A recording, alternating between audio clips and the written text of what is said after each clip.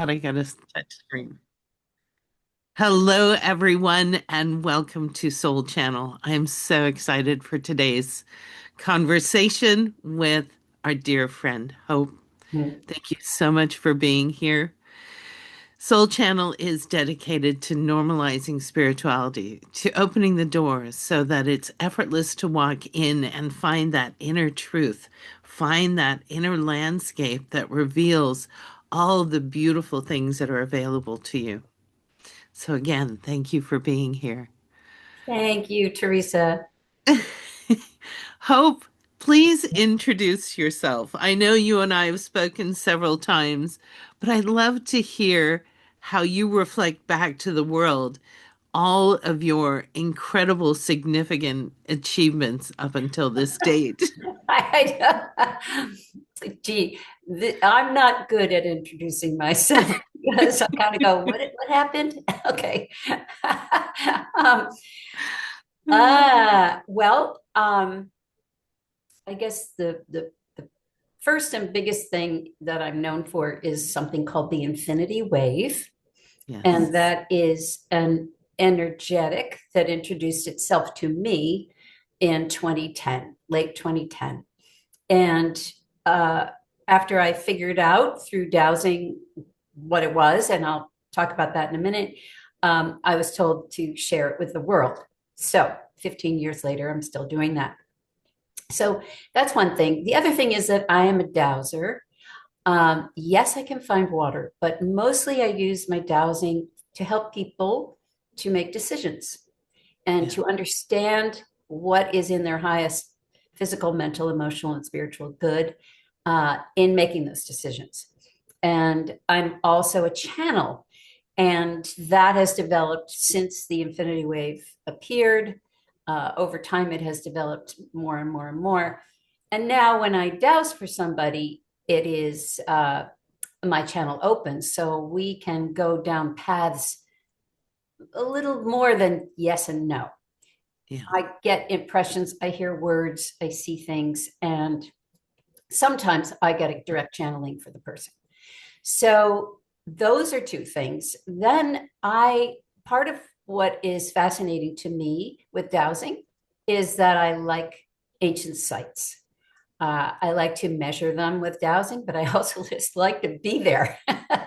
Yeah. And I'm very curious about what we would call prehistory because there is a lot of it. And so I take people around the world wherever my dowsing tells me I have permission to go, not from my mind, but my dowsing tells me, yes, this year, take a group to X, Y, or Z. And I've been doing that for 15 years. And it's always amazing. Uh, so those are kind of, then I have also background in the death and dying world. I'm a death doula, and I work with my compatriot Gary Malkin to help people through their grief, through transitions, through all of that. And that's a whole other body of work. So I think that about sums it up. Healing, done healing, blah, blah, blah. Lots of things, lots of rabbit holes. You do. You're very multi-talented because you've been on the journey and you trust yourself. You allow yourself to open doors as they present themselves. And that's for me the key to becoming multi-spiritual, multifaceted in the energy spiritual world. Would you agree with that? Absolutely. Say yes. Say yes. I mean, within reason, but it's not I like to say the old world is yes, but, or no, but, or something like that. Yeah. The new world and shifting into a higher frequency is yes, and. And it's funny because I have a background in theater before at the same time that I was exploring Mhm. spirituality my whole life, I was also a performer and eventually a director and a producer and all those things. So Wow. I used to teach improv to kids, comedy improv. And there's a game called Yes And you sit in a circle and somebody starts it off with a declarative sentence. Once upon a time, blah, blah, blah. And the next person, when that sentence is over, you turn to the next person, and the next person said yes, and you build on the story as you go around the circle, and it's so much fun. I actually do it on my retreats and in my workshops because it helps us realize how conditioned we are not to do that. Yeah. That we can hold multiple realities at the same time, starting with two, but then it goes into even more, and it goes into even more than that. Holding multiple realities at the same time keeps us from deciding which one is right. Yeah. It opens the field. It take just using those two words, yes, and opens the field and keeps us open-minded, keeps us into what I love to call don't know mind. I really don't know. I really don't know. That keeps us in curiosity. That keeps us opening. If we know everything, nothing can come in. There are too many books on the shelves. You got to empty out some of those books, make space for what we don't know, which is pretty much everything. So It is pretty much everything. And you're, I'm feeling what you're saying so deeply as a former corporate executive and control freak. That one yes and phrase opens a door for so many possibilities that you inherently release control. What a, like, yeah, it, 99.89% of the world needs that. I agree. I mean, it's such an illusion. These are not new concepts. It's such an illusion to think that we do have control. I mean, we don't. We don't. I mean, we can control the clothes we wear, maybe, and where I'm going to go today, but beyond that, not so much. So the wonderful thing about that is the sense of being in control is a false way of feeling safe. Yeah. And what I've found is that actually relinquishing that control makes me feel relieved. It makes me feel like, oh, okay, well, I don't have to get all my knickers in a twist about this, that, or the other thing. I can actually release that. And the next piece of that is, well, then who is in control? And how do we make things happen if it's not from my little engine that could chugging up the hill?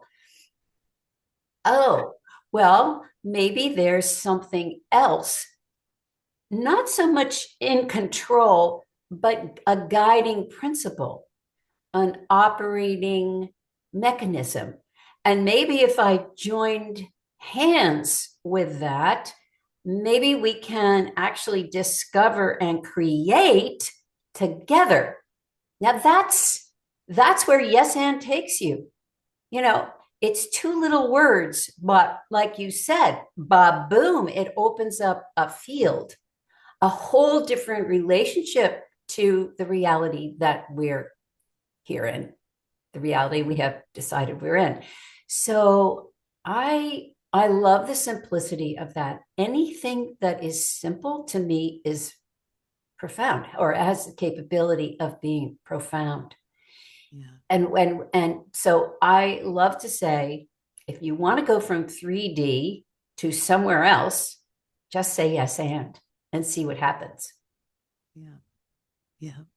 And you talked about in the very beginning, you used a word that I love, and that is effortless. Mm. That's, Teresa, we have been brought up to believe that if we work hard and we learn a lot, then we're going to go up the ladder of life. And Yeah. that has some merit in the 3D world, achievement based world. In the development of our souls, it's not that. I Yeah. don't think it's that, No, I agree. right? I think my experience is uh, it's much more simple. It's if we can get out of that mindset that it has to be hard and it has to take a long time, and we really have to, you know, effort it. That's not the direction for a spiritual awakening. Spiritual awakening is releasing all that and saying, well, maybe I'm already here and I'm just not aware Yeah. enough. It's my conditioning that is keeping me blind to the reality that I'm already here. And so I love that because you and I are lockstep in that belief. I believe the only way that we can normalize spirituality is to rewrite the societal conditioning. But how do we do that on an individual basis? What are the ingredients that help support somebody who said, "Yeah, I want that, but I don't know how to do it." How do I do that? Because I can do yes and all day, but that only takes me so far. And then my monkey mind jumps in, and then I want, and then, we start distracting ourselves from the thing we want the most, right? Yeah, yeah, yeah. Well said. Um, well, there are some tried and true practices, meditation, breath work, etc. I have to say, and I'm just going to hold my book up right now to show the image of the infinity wave, but in case anybody's listening. So it's a figure eight made of flowing water. Okay. So that is a symbol. It's a powerful symbol, which we can talk about, but, and see, I got myself. It's a powerful symbol and it's super simple. Yeah. What is it a symbol of? Well, you think of a cross, or you think of a Star of David, or you think of any symbol, it represents something much, much bigger, right? The big books are written about it. This symbol represents something very simple. Yeah. It represents infinite love and compassion. And what if infinite love and compassion were as available as just imagining that symbol? Huh. Okay, Yeah. that's a big paradigm shift away from achieve, achieve, achieve, climb the ladder of success. Yeah. So I invite people, because that's so ingrained, I invite people to think of it more like play. Let's play with this idea. Let's play with this symbol and see what happens. Okay, what if I put this infinity wave, this infinity sign made of figure eight, whatever, made of flowing water in my heart? Let's say I just imagine it there. And I just sit with that for a minute. Imagine, sometimes you take your finger and trace it, to get things going, because sometimes our imagination, doesn't kick Yeah. in right away.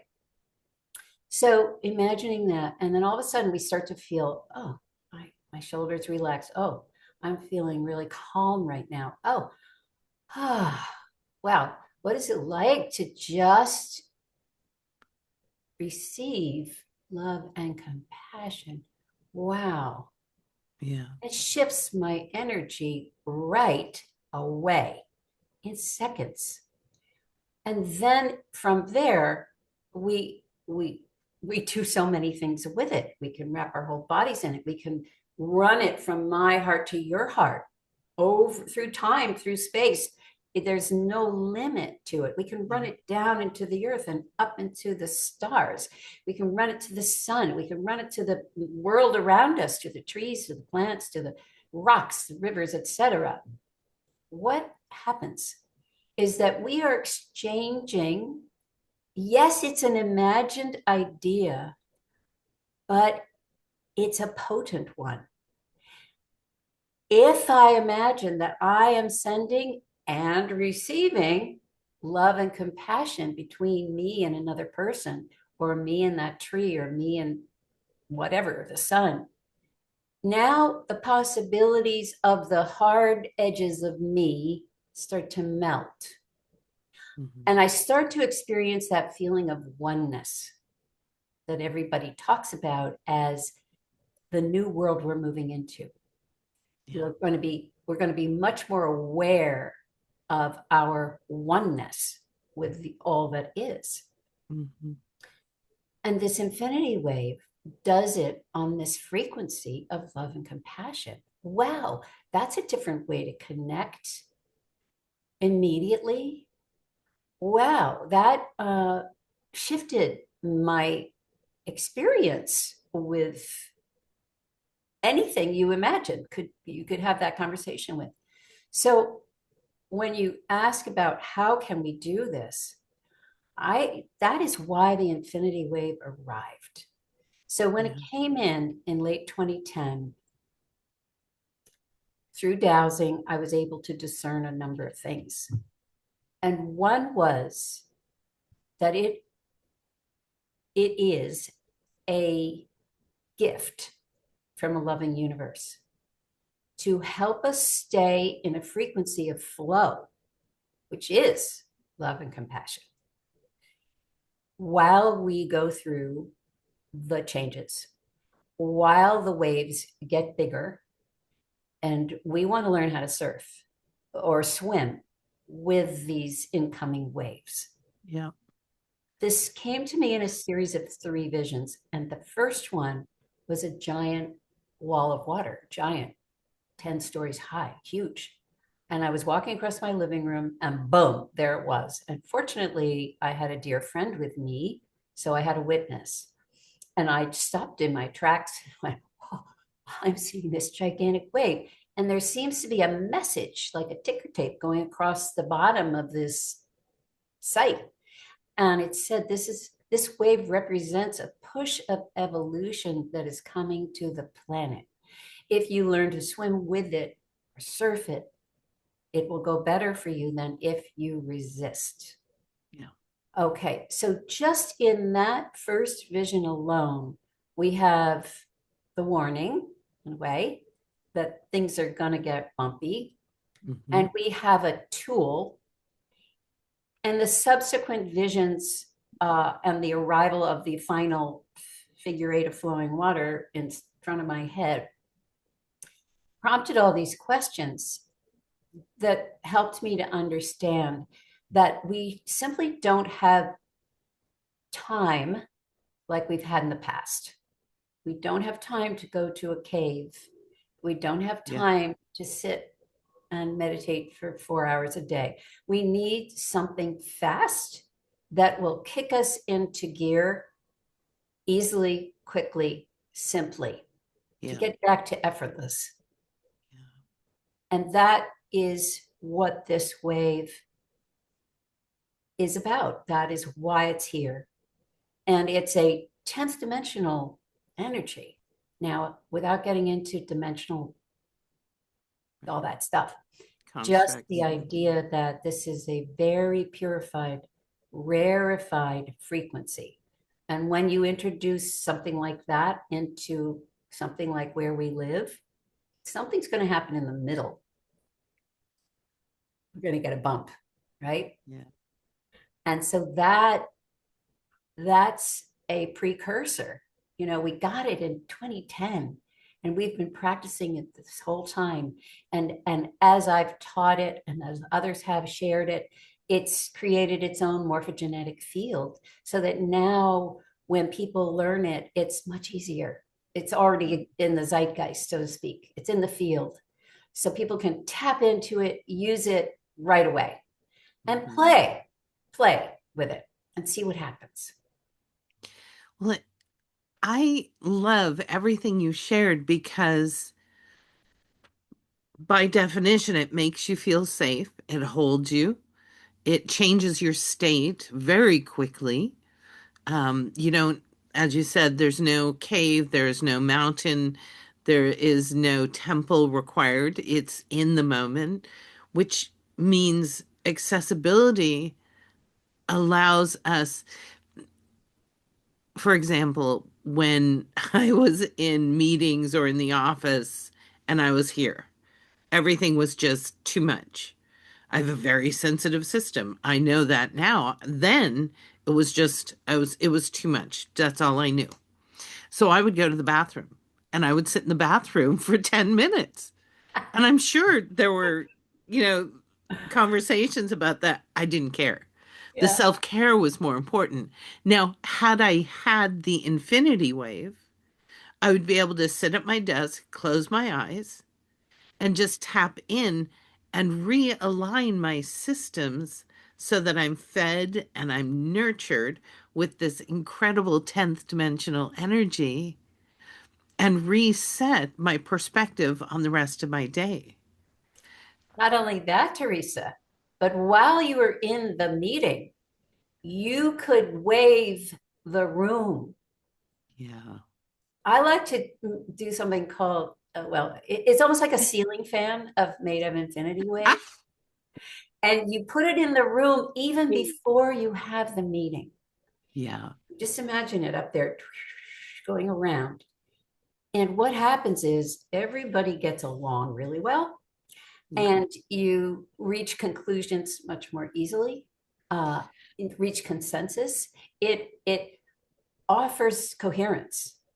Yeah. And if somebody's having a rough time in the meeting and things are getting a little heated, you just run the wave from your heart to theirs, or wrap them head to toe in a wave, and you'll see them just calm down.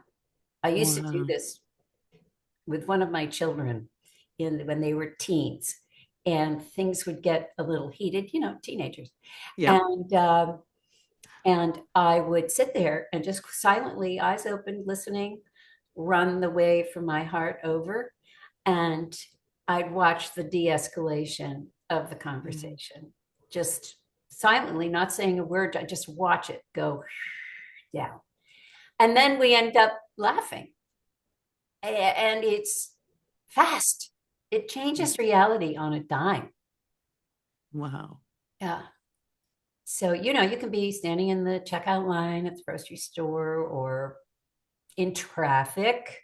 I really like it for traffic because it Yeah. almost acts as Ganesh. It clears the way. The Send it out. obstacle mover. Yes, yes, because it's all about flow. Yeah. So, and before I head out on any journey that's longer than 15 minutes, I wave my journey. I get in the car, I wave the journey. I say, let it be uneventful, let the traffic be, flow, let me get there in a timely fashion. So far, it's worked really well. So, but it also has the capacity when I send it out like that, it's coming right back to me, Yeah. and it's calming me down so that I'm not all, you know, Yeah. getting upset over something I can't control.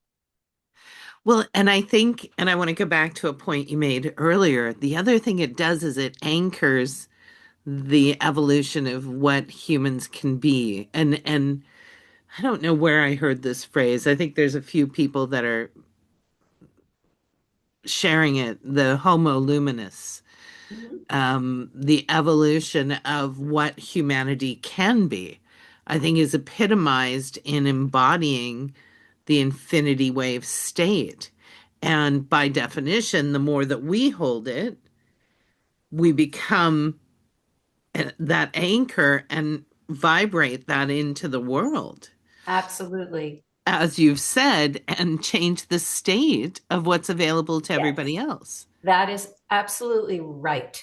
Because when you think about waves coming on the shore, right, there's a rhythm and a spreading. And Yeah, that's exactly right. And as we know, our fields are already interconnected. Just because we right, can't see it doesn't mean it's not true. right. So if I hold that state, then as you say, I am going to affect everything around me. And the Yeah. more that I raise that state, I maintain it, it actually widens my impact on, Hmm. I get a bigger sphere. Yeah, It keeps growing. And this is exactly what I've been teaching for 15 years, yeah, is that this tool, this infinity wave, is the next uh, frequency, uh, element, hard to define the exact words, but it is the thing to take us into that future human. Now, I'm Mm. not saying there aren't other things. Believe me, I absolutely think we all need lots of tools in our toolbox. Yeah. And at the same time, the wave has represented itself as the next level of Christed energy. So I'm not talking about the human, Yeah. although the human is very special to me. That's a sidebar story. But, and the wave is the next iteration of that original intention that Mm. we are ready for. Yeah. This is all about our spiritual evolution. That is what it's about. How to live in an embodied state of love and compassion is the next iteration of Homo luminous, as you say. That is it. And I, in the beginning, when I was told all these things, and you have to remember, this is 15 years ago. Now people are talking about it, but way back then, nobody was really talking about, believe it or not, they were not talking about conscious evolution. No, they weren't. Believe it or not, it was Yeah. Barbara Marx Hubbard, because I looked for it, because I kept getting this idea that we are evolving consciously. This is not, it's, I know it's hard to believe. 15 years ago, we were still thinking evolution happens in the background. It's some slow process that happens. We're not really in charge of it. When the wave came in and said, this is a push of evolution, and you're going to leave all your book learning on the shore, and you're going to go to the wisdom of the earth and the wisdom keepers of the earth for your knowledge. And you're going to work with this incoming wave of intelligence. And so I kept thinking about this, and I said, well, are you saying we're going to be conscious in our evolution? We're going to be choosing the path of our evolution? And they kept saying, yes, yes, yes. So of course I looked it up, and Barbara Marx Hubbard was the only one who had mentioned it. And so I named my company the Wave Energy Center for Conscious Evolution. Mm. And I started teaching what they were telling me. And this idea, even the infinity sign, of course, I searched for it. I searched everywhere, and it wasn't anywhere. They told me when it first came in, this is a push that it will be anchoring in at the end of 2011. It's going to like move around the planet in 2011 and anchor in. I looked for it everywhere. I Mhm. looked at packaging, logos, jewelry, everywhere. Not an infinity sign to be found, which is hard to believe now. Yeah. January of 2012, I went for a Um, cappuccino, and somebody put the infinity sign in the foam of my cappuccino. And I I said, love that. we are off to the races. Here we go. And within 2 years, it was the most popular tattoo for women. I mean, and we know now it's ubiquitous. Of Yeah. course, it's been changed a little, Yeah. Hijacked a little bit. but it is a conscious thing. It is a real thing, and it's in the field now, as I said, in the zeitgeist. Uh, People don't always know what it means or why they're attracted to it, but this is, I believe, the proof of the pudding. that, and look, I'm not the only one who received this. I've had emails from people around the same time, 2010, 2011, and they've written to me and say that they received a lot of this infinity iconography, numbers 8888. So it was coming in, and a lot of people were lighting up with it. But I think that the the combination of the geometry and the water is the key to Hmm. it. So the geometry is important. It's always been very powerful. And many healers use it before they work on somebody. They'll wrap them in the figure eight. Uh, it already you can do something. There's a lovely gal in England who does something called walking the eights, and Mm. there's a beautiful power just in the geometry. Of course, it represents balance. Yeah. It represents what I like to say is a expansion and contraction, expansion and contraction. And this is the rhythm of the universe. This is the rhythm Yeah. of all things, expansion Yeah. and contraction. It's not just a circle. Take that circle and twist it. And Yeah. now you have a much, in my mind, a better representation of how everything evolves. Yeah. And you've got so you've but it's all interconnected. It is unified. It is never ending. So there are so many aspects to the geometry. Then you add the water, the consciousness of water, the water that might be our link to all the things that are. Everything has water. Water is in space. Water is coming down all the time out from outer space through these ice balls, and we are all have water. And Theta Austin has, and along with before that, Emoto, Dr. Emoto, you know, Yeah. the research into the consciousness of water is very important and has evolved for me since this all came in, because of course I went down the rabbit hole about water. Yeah. Why water? So all of that happened, way back in 2011 when all of this was unwinding. Yeah. um, so in a sense it's been ahead of the game.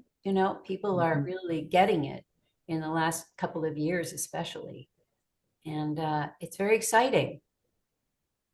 Well, I love it because, as I said, it's accessible to all. Anyone can do it. It's not complicated. There are no steps or patterns or mantras or anything that you need to chant. It's just a very, very simple tool. And that you were so self-aware that you could bring it in, because wasn't 2012 the big shift in consciousness? That was the key in the lock that slowly started opening the door to everything that's Yeah, unfolding now. absolutely. Yes. So, It's it's so interesting, the timing. Uh, yeah. in a sense, I I didn't welcome this. Let's put it that way. Um, I'm sure this is true for you, Teresa. Also, there hasn't been a lot of acceptance in the big wide world for these kinds of things for Yeah. a long time. Yeah. Woo woo. By the way, woo woo is a term of honoring. It's the medicine man or woman of the Chinese village. It Yeah. was the wise person. So we say it kind of derogatorily, but it's actually a, an honoring term. Um, but it was we were not it was not safe really for us to come out and do these things, and so I just kept in my own little private Idaho.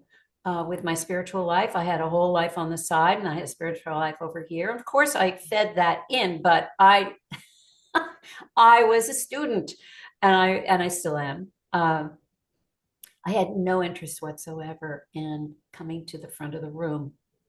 I had to be dragged, kicking and screaming. And Yeah. when my guides, when I was inquiring, what is this figure eight standing out in front of me, and why I want to go away, and what is it about? And they said, well, you're supposed to teach about this. You're supposed to teach the world. I'm living next to a sheep farm in Western Massachusetts. I'm like, what? No, I'm not doing that. They said, yeah, you are. You are going to do this. I was like, ugh. Anyway, it wasn't easy and it Yeah. was terrifying, actually. But if you're going to say yes, to your own spiritual evolution, there's certain things that are going to be unsettling about it. And my soul wanted to go from what I call believing to knowing. And when I say knowing, I mean gnosis, that inner deep knowing, a recognition, right? So, what was required of me from my soul, I'm not saying it's true for anybody else, was to jump off the cliff into a new relationship with my spirituality, which was all about not knowing, Yeah. not knowing here, Yeah. and trusting and being guided and hoping that something caught me when I leapt off. And that's exactly what happened. And that's how I went from believing to knowing. And I don't mean it in a I know it all kind of sense. I mean, it just utterly shifted my sense of everything. Yeah. Um, and there's still a lot to learn. Yeah. But that is the releasing of this mindset that we have to control or operate or whatever. Hmm. Anyway, yeah, it wasn't easy, but as we went along and we had proof that this was actually working and people were having profound experiences that were lasting, that's what mattered to me. I Yeah. Everybody feels good after a weekend of getting together and being in the love zone. Oh yeah, everybody loves it. But does it last? Does it have legs? Yeah. And so I kind of with a scientific mindset, went, okay, I checked in with people in between. It was the first workshop was 3 weekends, 1 month apart. And Mhm. these practices would come in. That's when I started channeling. All of a sudden, these deep voices, slow, deep voice came in. And I was like, what the heck? And we would do a weekend with three of those. They were practices that would just be delivered in perfect form using words I did not use. No ums or ahs or anything like that. Just there was a practice. Next week, there was another practice. So I would have three of these. And then I pulled together some of the learnings that I'd had from Findhorn way back in 1976. Findhorn was that wonderful spiritual community in Scotland, northern Scotland, that I had visited and had been taught Teilhard de Chardin's version of evolution. And I went back to that and I pulled it forward with some of the latest science that, and where science and spirituality meet is Right. super interesting to me. So I kind of mushed that all together with these practices. And what I found was in between the weekends, people were continuing to evolve. More important almost than that was that their joy quotients were up. Yeah. Their experience of life was more positive. They'd been sort of, down under this ceiling of 3D, and they were having expansive, interesting, not totally, wow, I'm, flying in space, just loving life. Yeah. And that continued and continued and continued. And all kinds of situations in their lives that had been problematic started to resolve. Wow. And I'm Can't get sitting better. back looking and going, wow, look at that. Look at that. And my life, same thing. I was learning, building the plane as we went. I was going through the same thing. Yeah. Wow. Okay. So I trust it. And plenty of evidence over many, many years Yeah. Yeah. on the profound effect it can have. Hold up the book again so everybody can take a look. They need to go get it. Go get the book, you guys. I mean, Yeah. And I also did an audio version, which was really fun because it was maybe 2 years after the book came out. And I reread it and I was like, wow, oh, that happened. That's what I mean at the beginning. I was like, oh, what happened? I had to reread it. I was like, wow, okay, that's pretty interesting. Anyway, it's a little book. It's skinny. You can see it's just a little skinny book. It's what it is a like a handbook for Yeah. how to use the wave. It gives the background, it gives the context, it gives you some ways to practice it.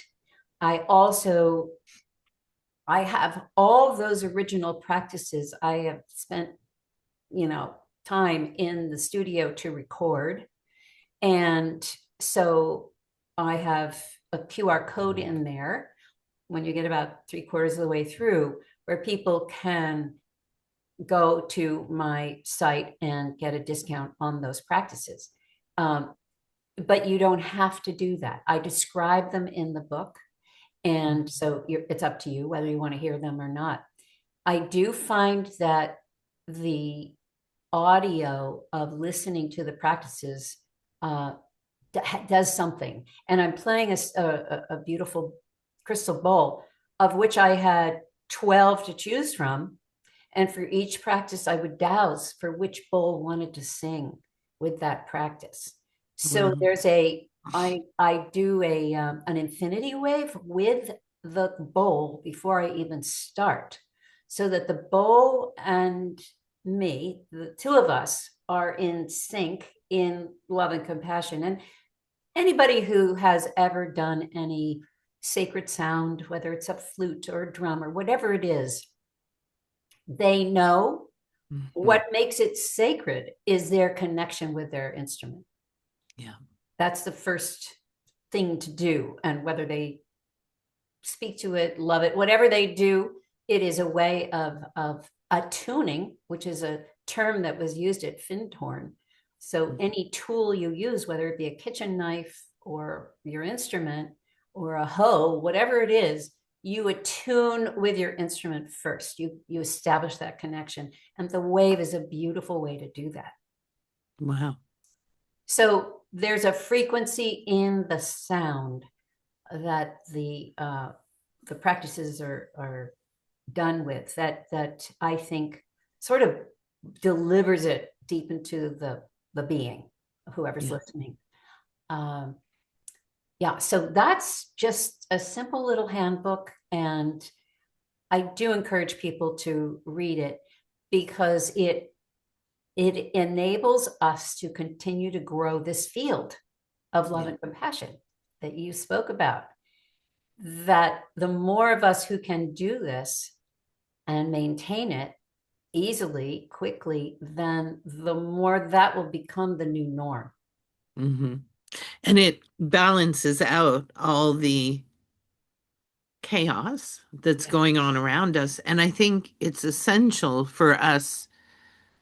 That's how we solve our greatest opportunities, our greatest challenges, is not Yeah. through force or No, vocalization or thought. It's about resonance, isn't it? being. It's the being. Yep. And this is so key, Teresa, because how we relate to the so-called chaos, which Hmm. is just a rebirth, a new birth, right? And here we are. I mean, not to put too fine a point on it, but we're right now in a very important time Yeah. in our future understanding, our future world. We are on the cusp right now, today, of the new world, Yep. and, astrologically speaking. And so we get to decide how we're going to hold ourselves as the old stories are beginning to, not just beginning, continuing to crumble. Yeah.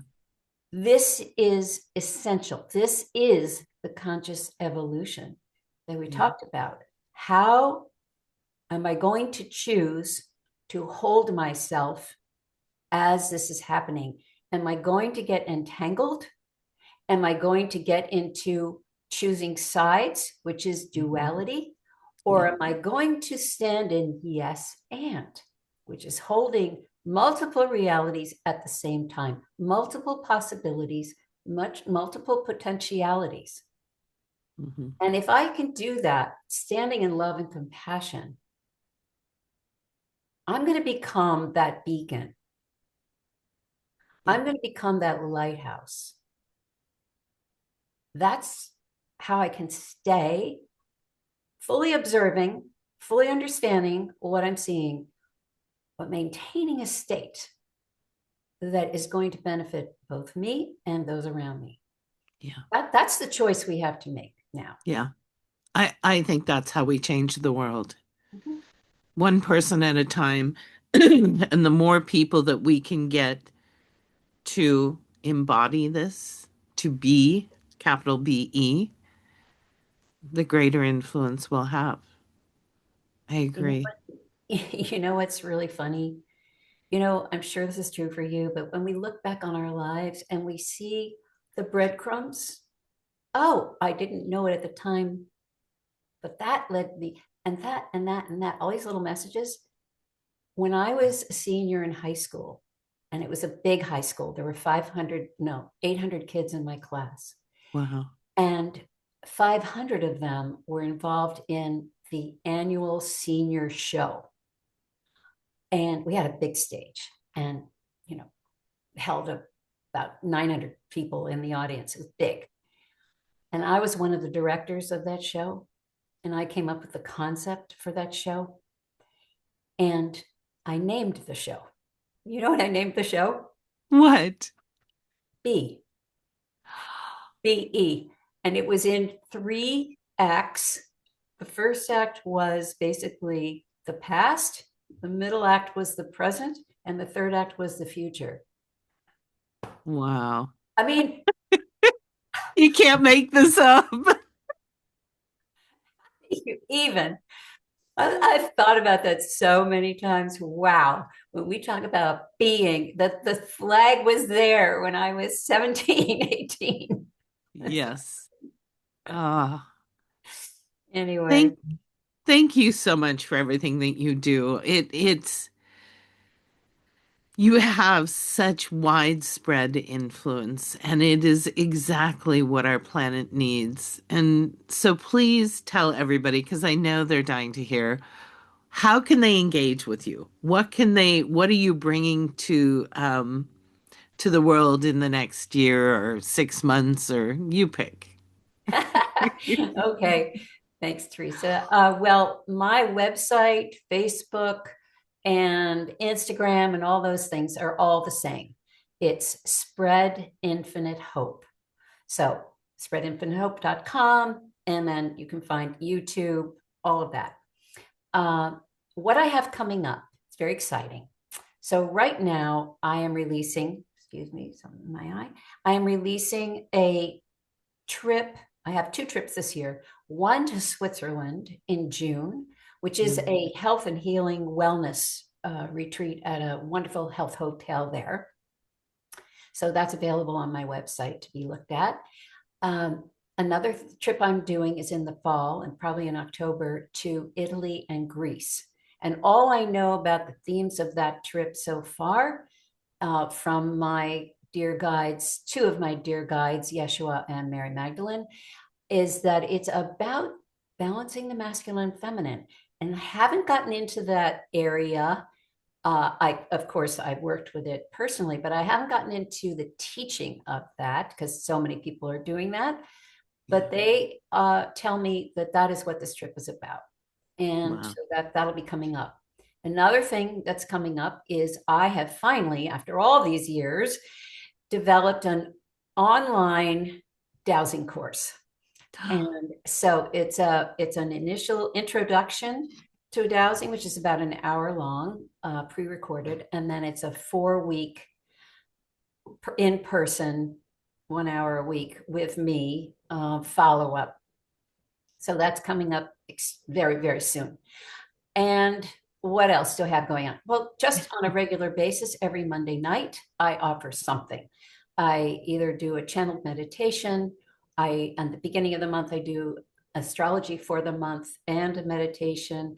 I do a private channeling salon. So if people have any questions they would like to ask from whoever comes in that night, I have a wide variety of folks on a revolving door and they just Hmm. plop in. Um, and then I usually have, a community share. And lastly, I have an Infinite Wisdom podcast, which Teresa, I think I need to have you on.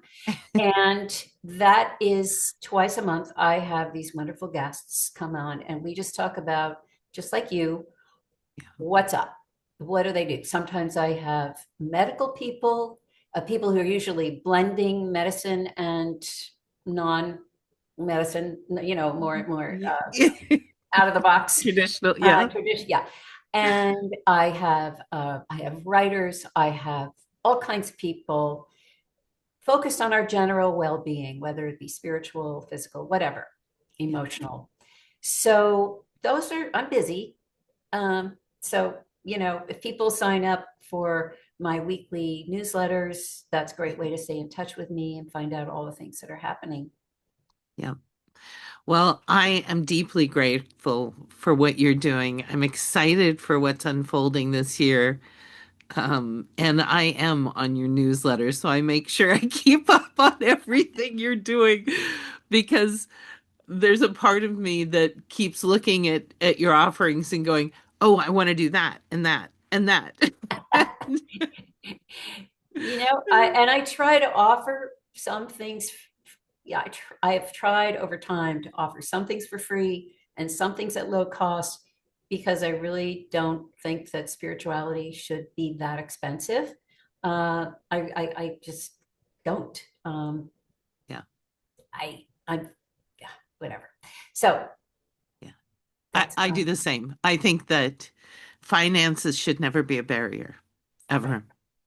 And if it's in my will, my purview to be able to release that. Yeah. I Yeah. want to say one last thing, if I could, that is Please. brand new, and that is that for 2 years I have been working on behalf of a nonprofit to help kids who are aging out of orphanages in Nepal. Now, it's a Yeah. section of society we don't really think about. They're kept safe until they're 18, and then they have to go because of government rules. This is around the world. This isn't just in Yep. Nepal. And what often happens is they're so vulnerable. They're often trafficked. They don't have a safety net, etc. So we have been building, and successfully so far, a bridge to help them out. And I'm very excited to announce that we have opened our own nonprofit for this cause. So that is something else that's going to be unveiled very, very shortly. And I'm super excited about it. Because if it works in Nepal and it works with our 6 orphanages, then there's a chance that it can be spread elsewhere. Yeah. And so we take these vulnerable kids and give them a step up in the world, which they so deserve. Yeah. That's my last little thing. I love that. Thank you. And thank you for being here. I always so enjoy our conversations because you're inspiring and you're heart-centered. And when you share, I can feel the love that reverberates from you into the world. So thank you. Thank you, Teresa. I love talking to you too. We'll do it again. We'll do it again. Yes. Thank you, everyone, for watching. There'll be lots of places for you to find information about Hope, but the best one, get on her email list. Thank you, everyone. Thank, thank you so Bye much. bye.